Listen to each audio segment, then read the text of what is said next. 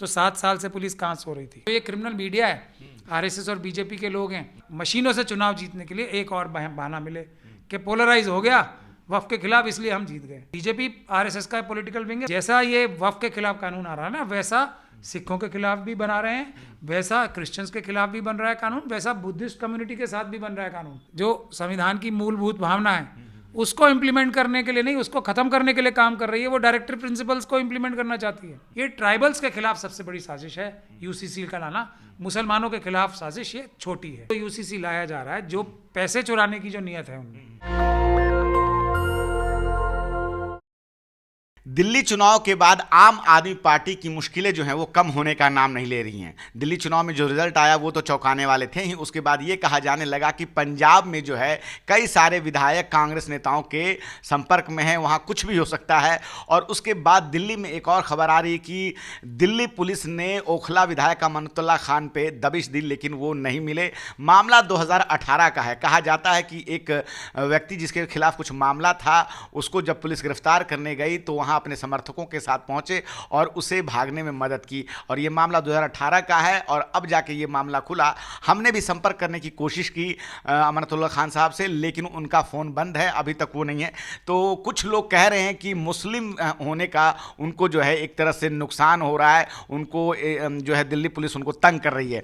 तो इसी मुद्दे पर बातचीत करने के लिए हमारे साथ हैं सुप्रीम कोर्ट के वरिष्ठ वकील प्राचा साहब। प्राचा साहब, क्या कहना चाहेंगे जिस प्रकार से ये इतना पुराना मामला है और अब चुनाव जो है आम आदमी पार्टी हारी है, हालांकि वो तो जीत गए हैं, लेकिन इतना पुराना मामला है, उनको पुलिस अब खोज रही है? नहीं, ये बिल्कुल सरासर गलत है। और मुझे तो क्योंकि अभी तथ्य एग्जैक्टली पता नहीं है। 2018 का अगर ये मामला है तो 7 साल से पुलिस कहाँ सो रही थी? पहली बात ये है। दूसरी बात ये है कि जब कोई प्रोक्लेम्ड ऑफेंडर है तो उसको पकड़ने का एक तरीका होता है। क्या पुलिस जब ये पकड़ने आई उन्हें तो वो प्रक्रिया का पालन किया या नहीं किया उन्होंने? ये बात एक जो लोकल रिप्रेजेंटेटिव है, चुना हुआ नुमाइंदा है, उसको अपने क्षेत्र में पुलिस और दूसरे प्रशासन के लोग कानून का पालन अक्षरता करें, ये कराने की जिम्मेदारी भी होती है। और इसकी मैं इसमें कोई गलती नहीं ठहरा सकता, अगरचे उन्होंने कोई कानून हाथ में ना लिया हो। अगर उन्होंने कोई पुलिस वालों के साथ मारपीट या बदतमीजी ना की हो, जिसकी मुझे कोई आवश्यकता लगती नहीं, क्योंकि मेंबर ऑफ लेजिस्लेटिव असेंबली जो होते हैं वो एक रिस्पेक्टेड लीडर होते हैं और वो कोई इस प्रकार की बदतमीजी करने की आवश्यकता भी नहीं है, क्योंकि वो जनता के वोटों से जीत के आए होते हैं। तो पुलिस बाध्य है उनके सवालों के जवाब देने के लिए। तो क्या लगता है, अगर ऐसा नहीं किया तो ये सरासर गलती पुलिस की है, और अगर ऐसा किया है तो फिर उनको, अमानतुल्लाह साहब को फिर भी हक है, अगर जो उनके ऊपर इल्ज़ाम लगे हैं वो भी सच हैं तो तब भी उनको हक है कि वो अपने कानूनी अधिकार जो है ना, जैसे एंटीसिपेटरी बेल लेने का, या अगर उसके लिए अगर उन्होंने फ़ोन भी ऑफ किया है तो इसमें कोई कानूनी रूप से कमी नहीं है, तो उनके पास पूरा अधिकार है कि वो कानूनी रूप से कोर्ट में जाएं और अपनी जो है अरेस्ट के लिए कोई ऑर्डर लेके आएँ कि उनको अरेस्ट ना किया जाए।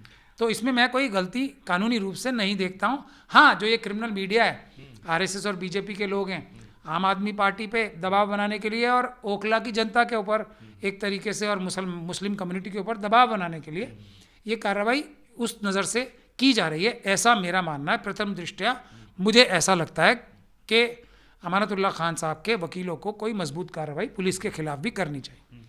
पुलिस नोटिस चिपका आई है और वो जो है एक तरह से मामले से दूर हैं, उनका पता नहीं चल रहा है। तो अगर कुछ उन्होंने गलती नहीं की है तो वो आखिर सामने क्यों नहीं आ रहे हैं?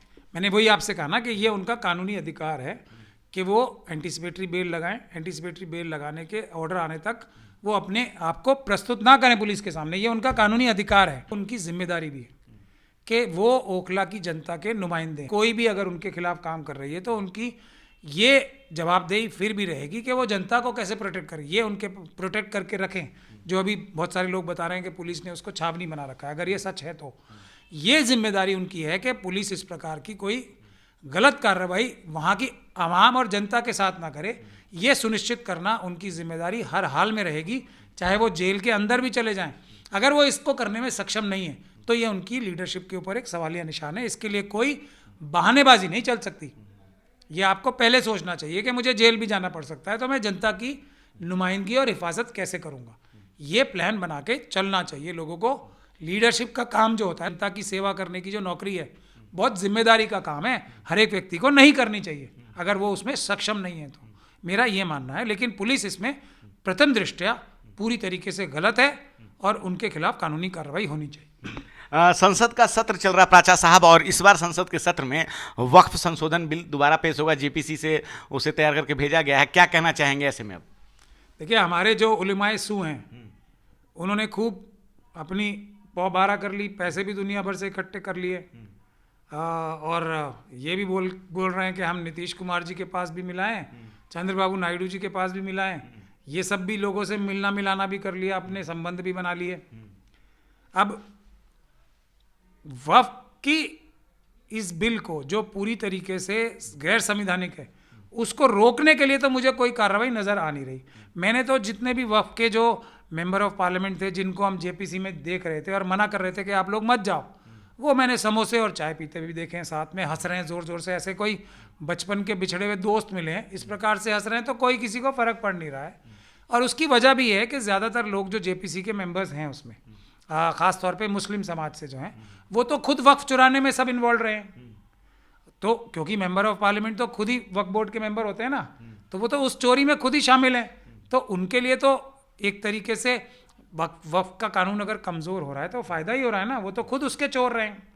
तो इसीलिए एक नाटक किया जा रहा है कि वो अपोज कर रहे हैं, दरअसल वो आरएसएस के एजेंट हैं और वो उस काम में मदद ही कर रहे हैं। क्योंकि कोई अब जन आंदोलन भी करेंगे तो अमित शाह जी के कहने से करेंगे, सिर्फ मुस्लिम कम्युनिटी को ले जाके पूरा प्रदर्शन करेंगे ताकि उससे उनको और पोलराइजेशन करने में मदद मिले मामले जो समाज में, और मशीनों से चुनाव जीतने के लिए एक और बहाना मिले कि पोलराइज हो गया वक्फ के खिलाफ, इसलिए हम जीत गए, जीतेंगे फिर भी मशीनों से। तो ये सब जो आरएसएस के एजेंट्स हैं, और ऑल इंडिया मजलिस इत्तेहादुल मुस्लिमीन जो पार्टी है वो भारतीय जनता पार्टी की तरीके से आरएसएस की एक पार्टी है, पॉलिटिकल विंग है। जैसे बीजेपी आरएसएस का पॉलिटिकल विंग है, वैसे ही एआईएमआईएम भी आरएसएस का ही एक पॉलिटिकल विंग है। तो उनको ज़्यादा दोष देना भी मेरे ख्याल से उचित नहीं है, वो तो आरएसएस के कहने पे ही काम करेंगे।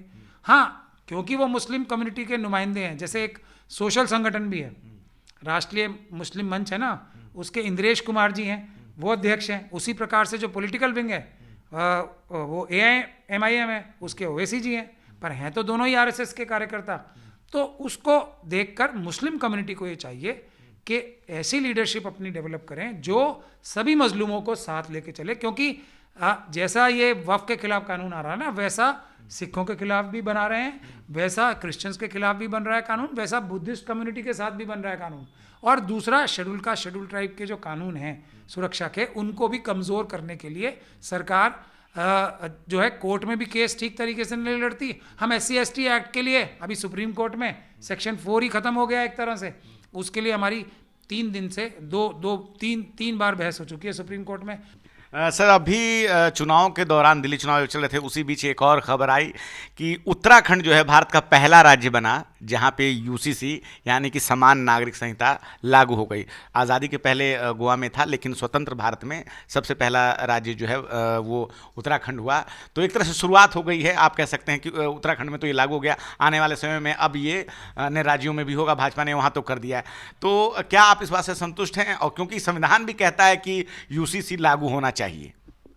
संविधान ऐसा नहीं कहता, वो डायरेक्टिव प्रिंसिपल्स में है। हाँ, नीति निर्देशक तत्वों में जो है। हाँ, तो होना चाहिए नहीं, होने के लिए सरकार को कोशिश करनी चाहिए। और उससे पहले एक जो सबसे महत्वपूर्ण बात है कि सभी धर्मों के मानने वालों से बैठ के बात करके कि कोई कॉमन मिनिमम सिविल कोड बनाना चाहिए। उस एक्सरसाइज को किए बगैर जो सरकार जो फंडामेंटल राइट्स हैं, पार्ट 3 है, जो संविधान की मूलभूत भावना है, उसको इम्प्लीमेंट करने के लिए नहीं, उसको ख़त्म करने के लिए काम कर रही है। वो डायरेक्टिव प्रिंसिपल्स को इम्प्लीमेंट करना चाहती है। डायरेक्टिव प्रिंसिपल्स ये तो 49 में आते हैं ना, ये वाला तो जो 39 है वो कि जो सबको बराबर की नज़र से और देश की जो संपदाएं वो बराबर से बटेंगी, उसके बारे में कुछ नहीं। अडानी, अंबानी, यूसुफ, लुलू सब लूट के ले जाएं। तो ये जो धोखाधड़ी की नीयत से कार्य हो रहे हैं, अपने राजनीतिक मकसदों से जो कार्य हो रहे हैं, जिससे देश कमज़ोर करने का भी काम हो रहा है, लेकिन वो सरकार ये भी कहती है कि इसमें मुस्लिमों के भी अधिकार सुरक्षित होंगे, मुस्लिम महिलाओं के, उनको भी जो है मुस्लिम समाज को भी इससे फायदा होने वाला है। तो ये फायदा ट्राइबल कम्युनिटी के लिए भी तो होने वाला है। अभी क्यों छोड़ दिया? मतलब ट्राइबल कम्युनिटी को अगर फायदा ही है इसमें, कोई तो छोड़ क्यों दिया फिर? आप ये बताओ ना मुझे। छोड़ा नहीं है, अभी धोखा दिया है कि यूसीसी ट्राइबल कम्युनिटी पे भी लागू करेंगे। और उनकी असली मकसद क्या है? अडानी, अंबानी, यूसुफ लुल्लू जैसे जो लोग हैं उनको ट्राइबल लोगों की ज़मीन छीनने के लिए उत्तराखंड में लागू किया गया है। वो कानून अभी ट्राइबल्स पे भी लागू होगा। आरएसएस के लोग किसी से भी हाई कोर्ट में पिटीशन डलवा लेंगे कि ट्राइबल्स को कैसे छोड़ दिया गया। ये तो आर्टिकल 14 जो है सबको समान भाव से देखने के खिलाफ है, ट्राइबल्स पे भी लागू होना चाहिए और उसके बाद उनकी ज़मीनें छीन लेंगे। ये प्लान उत्तराखंड का है और यही प्लान देश में बाकी जगह का भी है। ये ट्राइबल्स के खिलाफ सबसे बड़ी साजिश है यूसीसी का लाना। मुसलमानों के खिलाफ साजिश ये छोटी है, ट्राइबल्स के खिलाफ बड़ी साजिश है। ट्राइबल्स के खिलाफ ये ज्यादा बड़ी मतलब साजिश एक तरह से है। ये जो यूसीसी लाया जा रहा है, जो पैसे चुराने की जो नियत है उनमें, मुसलमानों से यूसीसी के जरिए पैसे नहीं चुराए जा सकते, मुसलमानों से नहीं, ये ट्राइबल कम्युनिटी की ज़मीनें छीनने की साजिश है। ये यूसीसी सभी पे लागू करने की जो बात है, इससे ट्राइबल कम्युनिटी का सबसे ज़्यादा नुकसान होने वाला है। तो अभी हमने बात की महमूद प्राचा साहब से और उन्होंने बताया, कई मामलों पे हमने इनसे बात की, अनातुल्लाह खान साहब से लेकर वक्फ और साथ ही साथ जो यूसीसी लागू हुआ है उत्तराखंड में। और उन्होंने कहा इस बात को कि सिर्फ और सिर्फ मुसलमानों से नहीं, बल्कि इसका जो मुख्य मकसद है वो कहीं ना कहीं आदिवासियों को जो है इसका नुकसान पहुंचेगा। आने वाले समय में हम इसका जो है खामियाजा भुगतेंगे। आप क्या सोचते हैं इस छोटी सी बातचीत पे? आप अपनी राय में कमेंट में ज़रूर बताएं। मैं रंजय कुमार, कैमरामैन आशीष के साथ, नेशनल दस्तक। नेशनल दस्तक की आपसे गुजारिश है कि अगर इसको बचाना चाहते हैं तो नेशनल दस्तक को सब्सक्राइब करने के लिए रेड कलर के सब्सक्राइब बटन को दबाएं, फिर बेल आइकन की घंटी दबाएं। नेशनल दस्तक को बचाने के लिए बहुत जरूरी है कि हर खबर को शेयर करें, लाइक करें, कमेंट जरूर करें।